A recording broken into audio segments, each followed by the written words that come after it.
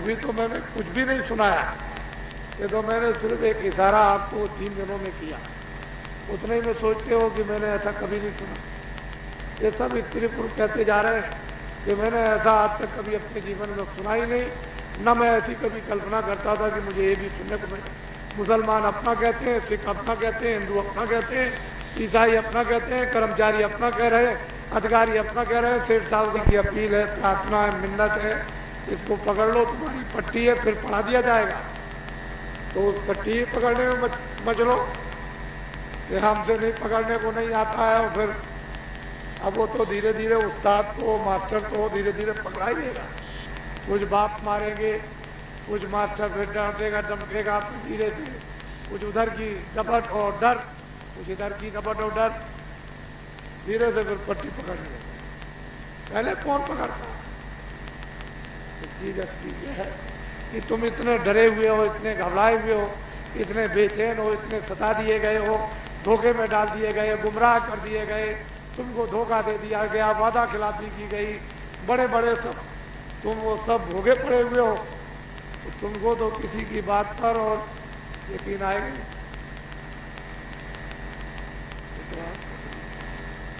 इसलिए ये जो आपको भेद मिला है प्रभु का, मालिक का, और आत्मा उससे बिछुड़ गई है, उससे जोड़ने का जो गोपनीय, जो आपको ये भेद, ये जुक्ति मनुष्य रूपी दरवाजे की जो आपको मिली है, उसको धीरे से, सुलभता से, आसानी से, थोड़ी सी ये कमाई, जिसको रियाज कहते हैं, अभ्यास, थोड़ा सा ये जरा से जब करने लगोगे तो बड़ी चीज पकड़ने में आ जाएगी। फिर कहोगे कि बाबा जी पता नहीं यहाँ ले आए थे और इसको छुड़ा गए और ये पकड़ा दिया। सब महात्माओं की महिमा होती है, ऐसे नहीं होती है। तो ये एक ही चीज मत समझिए कि बाबा जी शायद कुछ एक ही चीज लेके घूम रहे हो, अपने को कुछ नहीं चाहिए। आप देखते हो छोटे छोटे बच्चे हैं जो बैठते हैं ना, तो मैं निकल जाता हूँ तो मुझे दौड़ के पकड़ के 4 आने पकड़ाते, 8 आना देते, 1 रुपया। देवियाँ हमारी झटका मारती है, तो मैं पूरा घूम जाता हूँ पीछे को, और धोती पकड़ लेंगी, कभी कुछ पकड़ लेंगी, कभी कुछ, कभी हाथ पकड़ लेती, इतनी जबरदस्ती करती है। और इस पर अगर उनकी सेवा स्वीकार न करें तो कितनी तकलीफ होगी, ये तो आप खुद ही समझ लो। इसलिए बाबा जी किसी को कुछ देते नहीं है, और जो ये देते हैं सब इन्हीं में लग जाते हैं। जब तुम मथुरा आश्रम पर आओगे तो पूरा देख करके ही तुमको बोध हो जाएगा, हम किसी से नहीं मांगते। तुम झटका देकर फेंकोगे तो हम उसको ठोकर तो नहीं मारेंगे। हम कोई कपड़ा नहीं खरीदते हैं, जो दे देते हो कहते। ये देवियां धोती ले आती हैं, चद्दर ले आई, इन्होंने दे दिया आकर के कि हमारा हाथ फैल लीजिए, ये उठा दीजिए, तो मैं ये उठा लेता हूँ या पकड़।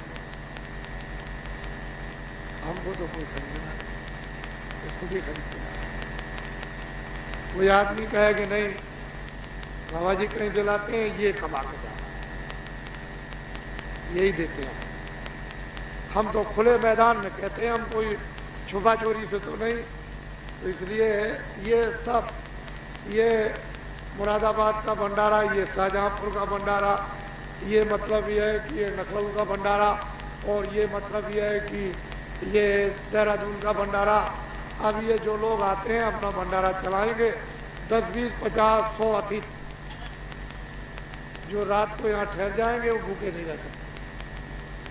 वो जहाँ भंडारा चल रहा 100 इसमें खा लेंगे, 100 उसमें खा लेंगे, 100 उसमें, 100 इसमें खा लेंगे, और खून पसीने की कमाई हराम की नहीं, और अतिथि सत्कार हो जाए। ये सब इन्होंने पूर्ण किया है। बाबा जी ने कुछ नहीं किया। ये सब यही करते हैं। जो भी आप अपनी आंखों से देख रहे हो इस मैदान में, ये सब यही करते हैं, खून पसीने की, ये हराम का नहीं। और आपके यहाँ कोई चंदा नहीं उगाया गया, कोई जबरदस्ती नहीं कहेगी, रसीद काट दी, अगर नहीं दिया तो हम देख लेंगे, अभी रात ही को तलाशी कारखाना बंद करवा देंगे, गिराव करवा देंगे, तुमको मार देंगे, तुम 1000 दे दो, तुम लाख दे दो। बाबा जी इनसे लाखों को दूर रखते, इनको भी दूर रखते हैं और अपने को भी। ये कोई काम, इतने बड़े बड़े काम करता हूं कि हिंदुस्तान में कोई राजनीतिक काम इतने बड़े बड़े नहीं करता, लेकिन रेडियो अखबारों पर एक नहीं, तुम बस समझते हो कि रेडियो खुदा है और रेडियो अखबार ही अल्लाह ताला। इनमें तो आप लगाओ ठट्ठी, उस दिल्ली के भोंपू में उसकी तो आप आवाज निकल नहीं मत देना, और अखबारों का बुलंदा बात हो। इनको सीधा धर दो बांध करके, और एक भी भूमि चोदकों का, भूमि जोतक के तहत काश्तकारों का एक भी जनहितों का उसमें नाम मत आने देना। और अगर सारे हिंदुस्तान में ये संगठन अभी देखते देखते तुम्हारी आंखों के सामने अगर ना खड़ा कर दें तो मैं जंगल में चला जाऊंगा, तुम्हारे बीच में कभी रहूंगा ही नहीं। अखबारों से आजादी नहीं मिली, न रेडियो से आजादी मिली। आजादी मिली है खून पसीने से, आजादी मिली है सत्यता से, आजादी मिली है भक्ति से, राष्ट्रभक्ति से, जनभक्ति से, जन सेवा, इससे आजादी मिली है। आजादी मतलब लुच्चे लफंगेपन से नहीं मिली। और जो आजादी देने वाले थे उनको तो जाति कुछ मिल नहीं पाया, लेकिन हाँ नाम होता है। शेर तो शिकार करता ही है, लेकिन गीदड़ बैठे रहते हैं। वो ये शेर खून पी करके जाए फिर उनका हिसाब लगता है। तो शेरों ने शिकार कर दी, गीदड़ पी के। इसलिए ये जो लोग बैठे हैं उनसे मेरा अनुरोध है, मेरी प्रार्थना, मेरी अपील कि एक बार आपने सबकी बात मान ली, सबका विश्वास कर लिया, सबकी बात मान ली, बहुत मेहनत की, बहुत परिश्रम किया, बहुत पैसे लिए या तुमने खर्च किए, या तुम नेक नाम बने या तुम बदनाम बने, वो तो दुनिया जानती है। लेकिन एक बार हमारी बात मान कि आप ऐसी मेहनत कर दो आप जिससे कि तवारीख में आपका नाम आ जाए। आप चाहे डकैत हो चाहे चोर हो, मेरे ऊपर छोड़ दो। डकैती का और चोरी का और इसका उसका इल्जाम को बाद में, अगर सदन कसाई और गीत और अजामिल और वाल्मीकि इनका डकैती और चोरी का अपराध और उससे निशान खत्म होकर वो अगर पूजे जा सकते हैं तो तुम भी पूजे जा सकते।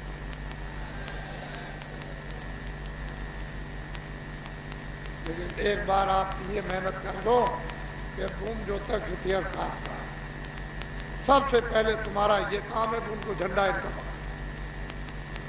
मैं अकेला 2 हाथ पैर रखता हूं और तुम अनेकों हो।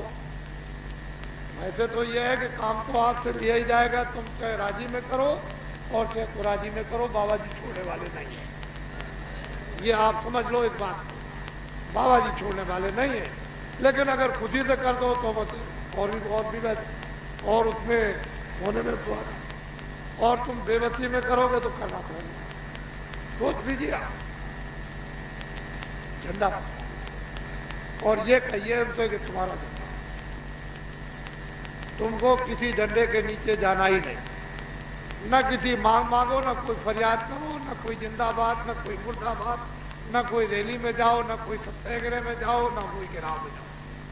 आपने वो झंडा ले लो और गांव में बस इतना ही अगर कर सकते हो, महीने में एक बार, 15 दिन में एक बार, हफ्ते में एक बार की झंडा ले लिया, चारों तरफ गांव की एक फेरी लगा दी बस। और ये कहिए कि ये भूमि जोतक खेतिहार का कारण का ये झंडा है, ये उनका। तुम अपने झंडे को पकड़ लो, अगर इतना ही आप कर दो तो हम सब करा लेंगे। हमने तो करोड़ों आदमी तैयार कर दिए, हमको क्या देर लगेगी इनको भगाने में। जो आप देख रहे हो ये तो थोड़े ही आदमी आप देख रहे हो, ये लंगोटी बाग।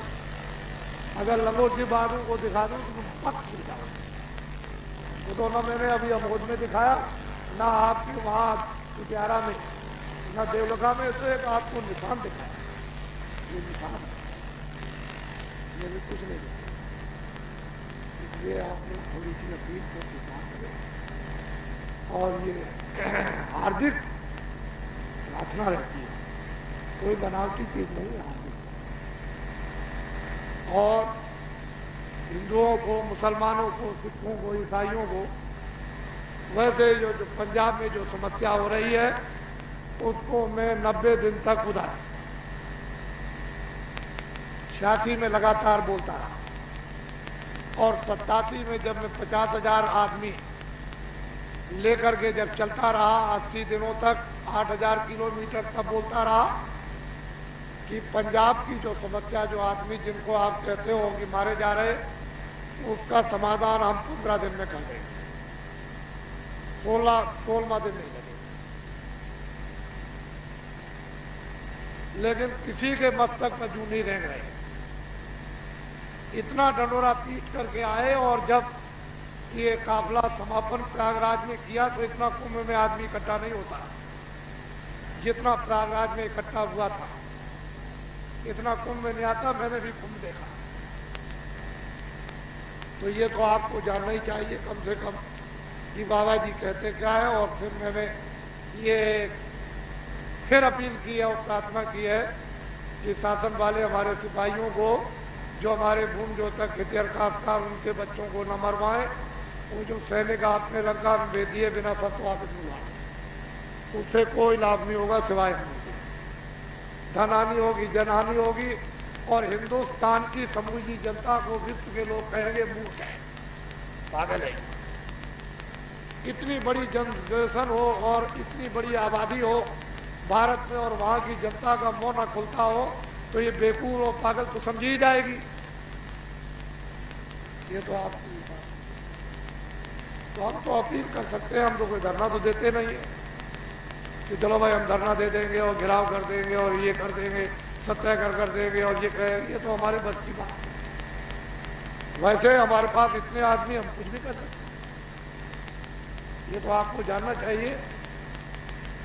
ये कुछ भी, लेकिन कुछ नहीं।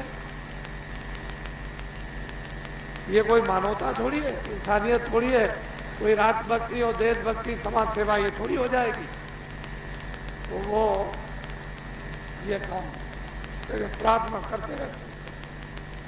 तो हम वैसे तो प्रार्थना हम ईश्वर से करते हैं, लेकिन यह है कि कोई आदमी न कहे तो उनको भी सुनाते रहते हैं तुम्हारे द्वारा। और हमारी जितनी भी दरख्वास्तें उसके दरबार में पड़ती हैं वो सब मंजूर हो जाती है। वो न होने वाली एक भी बात नहीं। क्या पता है हमने ये सब चीजें सुनाई तो उसके दरबार में दरख्वास्त दे दी और उसने मंजूर कर लियो। आपको क्या तो आप लोग खेती दुकान, हमको इतना दुख है कि हमारे देश के अंदर निरपराध छोटे छोटे बच्चे और बच्चियां और औरतें ये सड़क पर चलते हुए पेट्रोल और डीजल छिड़क दिया और उनको जला दिया, 20,000 मार दिए। 1 नवंबर और 2 नवंबर यानी 84। और वर्तमान प्रधानमंत्री इन्हीं के द्वारा ये घटना हुई। आदेश तो इन्हीं का हुआ।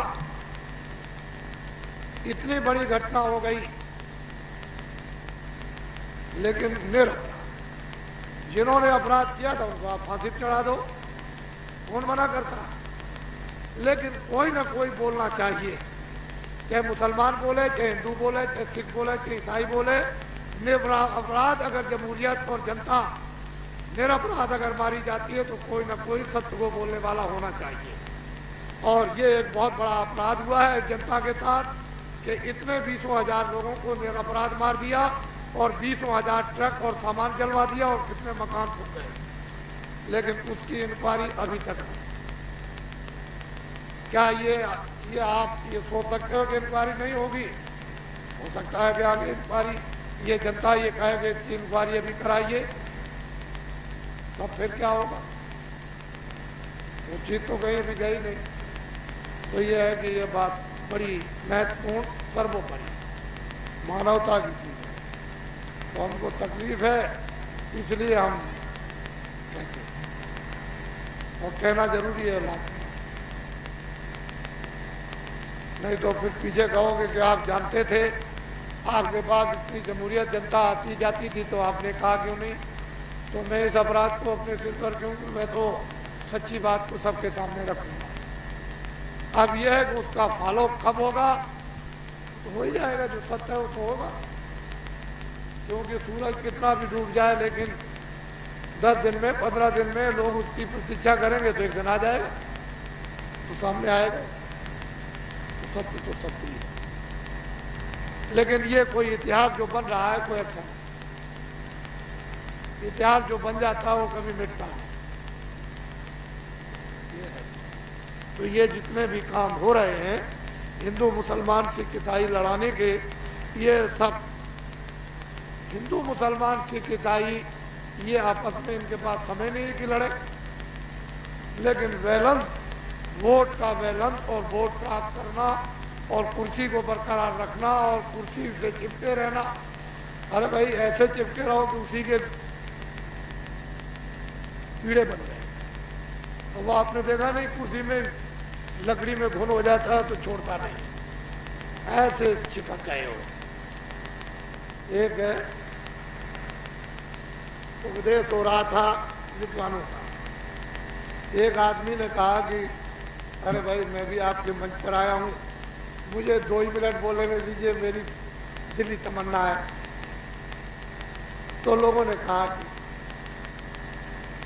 बोलने दीजिए, क्या बात है, इसके भी अरमान रह जाएंगे।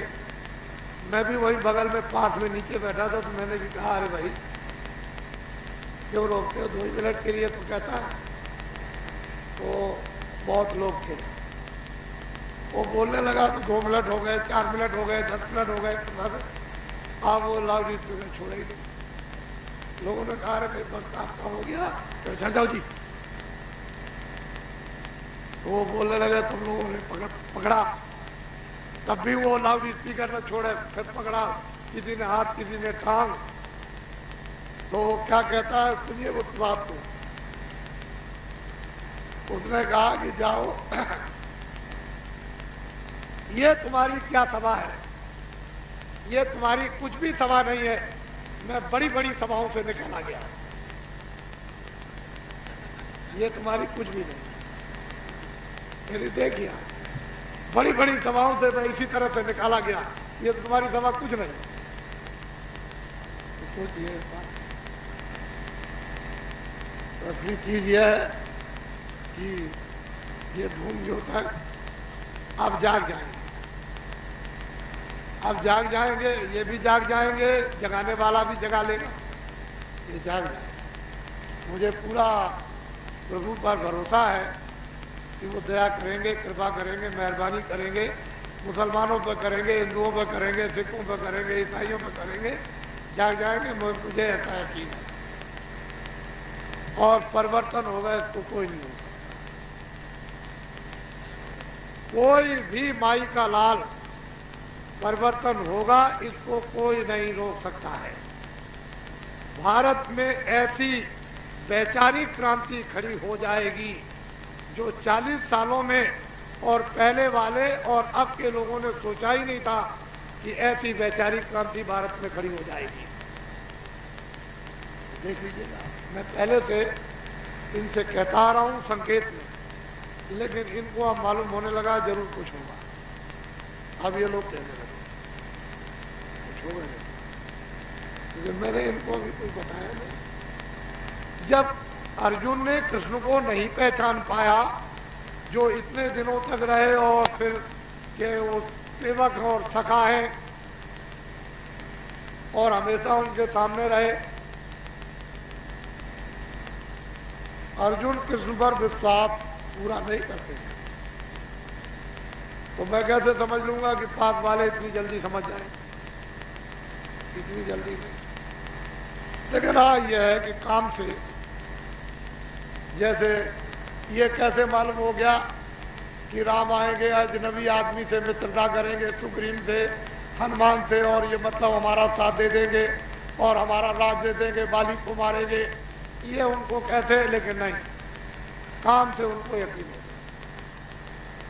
उन्होंने जब परीक्षा सुग्रीव ने ली, उन्होंने, उनके मंत्री ने, कि आप ये काम करके दिखाइए, तो काम उन्होंने दिखाया, तो उनको यकीन होने लगा कि जरूर। अब लोगों को काम से यकीन, अब ये कुछ जमने लगा, कुछ विचारों में आने लगा कि परिवर्तन। तो अब ये तो थोड़ा बहुत ये भी देख लीजिए।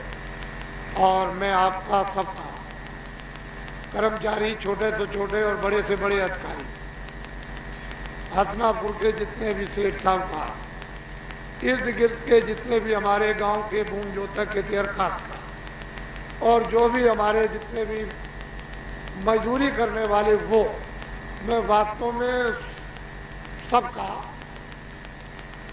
आशीर्वाद पात्र आदमी हूं। मैं सबसे आशीर्वाद लेना चाहता हूं और मैं एहसानमंद सबका। ये कार्यक्रम 3 दिनों का निर्णय, क्योंकि कुछ लेकर के तो आया नहीं था कि भाई मतलब है कुछ मन में कुछ विकार लेकर के आया हो, और कुछ विकार लेकर के जाए, तो वो तो कुछ था नहीं। जब मेरे मन में ही विकार किसी के लिए नहीं है, तो फिर ये निर्विघ्न आपका ये आज 31 जनवरी को ये संपन्न होता है। और मैं सबका कृतज्ञ रहूंगा, और आपकी निरंतर जहां भी जाऊंगा, हसनापुर के नर नारी, गणेशपुर के नर नारी, आसपास के गांव के नर नारी आए हुए दूर दूर से, जो बुग्गियों से, ट्रैक्टरों से, इनसे, या मुमाना के या मेरठ के, मैं सबकी चर्चा करूंगा। मैं वहाँ सबकी जहाँ जाऊँगा, अभी मैं जाने वाला हूँ गुजरात में, वहाँ सोमनाथ मंदिर के निकट, जहाँ उधर द्वारका जी, उधर मैं अभी कार्यक्रम विशाल करूँगा, तो मैं वहाँ भी आपकी चर्चा करूँगा। और फिर अब मैं अभी दौरा करूँगा, यानी ये कार्यक्रम आपका 13 फरवरी को, और ये जिले में एक ही तारीख में सब जिलों में होगा, और 22 फरवरी को उत्तर प्रदेश के जिले की सब तहसीलों में एक ही दिन ये भूमि जोतक के दरखास्तकार संगठन सम्मेलन एक ही तारीख में सब जगह सब तहसीलों में होगा। ये छोटा काम नहीं है कि एक ही दिन और एक ही तारीख में उत्तर प्रदेश की सब तहसीलों में कोई आदमी कर ले। वो सरकार बैठ के नहीं कर सकती, जिसके हाथ में सब कुछ है। हम तो कोई सरकार नहीं, हम तो सेवक हैं। सब तहसीलों में होगा। इसी के बीच में मैं कार्यक्रम गुजरात का करके आऊँगा, और होली का कार्यक्रम, उसमें जब आप यहाँ 1, 2, 4, 10 जब आओगे, मथुरा में बाईपास पर आश्रम है, वहाँ जब आओगे और होली का ये कार्यक्रम होगा। वैसे तो हमारे मथुरा के महाजन आए हुए हैं, चौबे समाज के जो हमारे सबसे बड़े अध्यक्ष हैं, वो यहाँ पर उपस्थित हैं, और वो बाईपास पर आश्रम है। मैं भी इनके यहाँ जमुना के तट पर जाता हूँ, और ये सब भी आते हैं। वैसे तो मैं इनको पूजनीय समझता हूँ। मैं वैसे आदत तो नहीं कर सकता हूँ, लेकिन कोशिश करता हूँ कि इनका आदर करूँ, क्योंकि मैं तो सेवक हूँ, और ये धर्म की आवाज़ जोर की लगाते हैं। अगर ये लोग स्थानों से हट जाएं, तीर्थों से, तो सब खत्म हो। फिर तो वहाँ पर वो बदबू की और वो खून की बदबू नदी बहे। लेकिन थोड़ा बहुत जोर से चिल्लाते रहते हैं, तो कुछ थोड़ा बहुत मतलब ये कानों में संकेत पड़ता है, वो भी यहाँ पर उपस्थित है। और मैं उधर से आऊँगा। आपकी चर्चा देवलखा ग्राम की चर्चा, जहाँ भूमि द्योतक इतिहासकार आधारशिला शिलान्यास रखी गई वो, और जो ये 3 कार्यक्रम टुटियारा में, अमोद में और ये हत्नापुर यानी गणेशपुर में जो ये भूमि पर हुआ, इसकी चर्चा में और जगह। और जैसे ही होली का कार्यक्रम होगा, मैं अभी उड़ीसा में यानी दौड़ा करने अभी जा रहा हूँ, एक विशाल दौड़ा करूँगा। वहाँ की जनता मुझे बहुत चाहती है।